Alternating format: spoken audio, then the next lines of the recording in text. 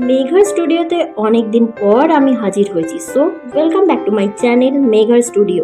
আর সাথে আছি আমি মেঘা। তো সবাই কেমন আছো?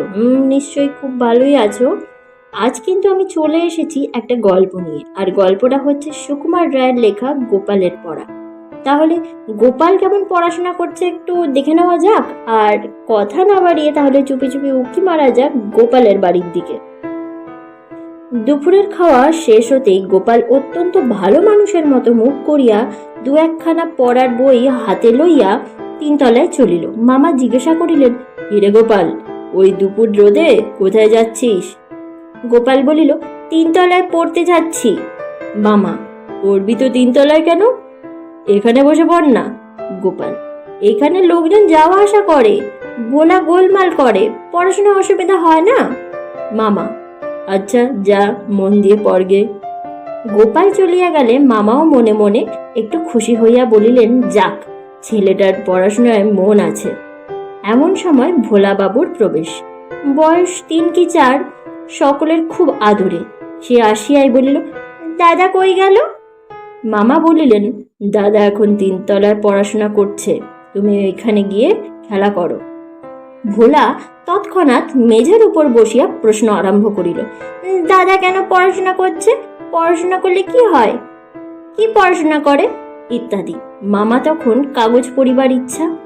তিনি প্রশ্নের চোটে অস্থির হইয়া শেষটায় বলিলেন, আচ্ছা ভোলা বাবু, তুমি ভজিয়ার সঙ্গে খেলা করো গিয়ে, বিকালে তোমার জন্য লজেন জুস এনে দেব। ভোলা চলিয়া গেল। আধ ঘন্টা পর ভোলা বাবুর পুনঃপ্রবেশ। সে আসিয়াই বলিল, মামা, আমিও পড়াশোনা করব। মামা বলিলেন, বেশ তো, আর একটু বড় হও, তোমার রং চঙে সব পড়ার বই কিনে এনে দেবো। ভোলা, না, সেরকম পড়াশোনা নয়, দাদা যেরকম পড়াশোনা করে সেরকম। মামা, সে আবার কি রে? ভোলা, হ্যাঁ, সেই যে পাতলা পাতলা রঙিন কাগজ থাকে, আর কাঠি থাকে, আর কাগজের মাথা আঠা লাগায়, তার মধ্যে কাঠি লাগায়, সেরকম। দাদার পড়াশোনার বর্ণনা শুনিয়া মামার চক্ষু তো স্থির হইয়া গেল। তিনি আস্তে আস্তে পা টিপিয়া টিপিয়া 3 তলায় উঠিলেন। চুপি চুপি ঘরের মধ্যে উকি মারিয়া দেখিলেন তার ধনুর্ধর ভাগ্নেটি জানলার সামনে বসিয়া এক মনে ঘুড়ি বানাইতেছে। বই দুটি ঠিক দরজার কাছে তক্তপোষের উপর পড়িয়া আছে। মামা অতি সাবধানে বই দুখানা দখল করিয়া নিচে নামিয়া আসিলেন। খানিক পরে গোপালচন্দ্রের ডাক পড়িল। গোপাল আসতেই মামা জিজ্ঞাসা করিলেন, তোর ছুটি আর কদিন বাকি আছে? গোপাল বলিল, 18 দিন। মামা, বেশ পড়াশোনা করছিস তো, না কেবল ফাঁকি দিচ্ছিস? গোপাল, না, এই তো এতক্ষণ পড়ছিলাম।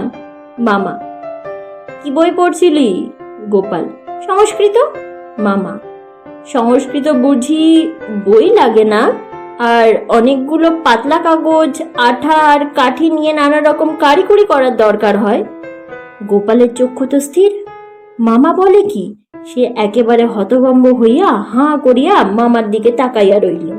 মামা বলিলেন, বই কোথায়? গোপাল বলিল, 3 তলায়। মামা বই বাহির করিয়া বলিলেন, এগুলো কি? তারপর তাহার কান ধরিয়া ঘরের এক কোণে বসাইয়া রাখিলেন। গোপালের গুড়ি, লাটাই, সুতো ইত্যাদি সরঞ্জাম 18 দিনের জন্য মামার জিম্মায় বন্ধ রহিল। আজকের গল্প তো শেষ। এরকম দুষ্টুমি কে কে করেছো? এরকম পড়তে বসে ঘুড়ি বানানো, তারপরে খাতায় কাটাকুটি খেলা, ছবি আঁকা, তারপর কি এইরকমই গোপালের মতো অবস্থা হয়েছে? সেটা কমেন্ট করে জানাও, আর কেমন লাগলো সেটাও বলো।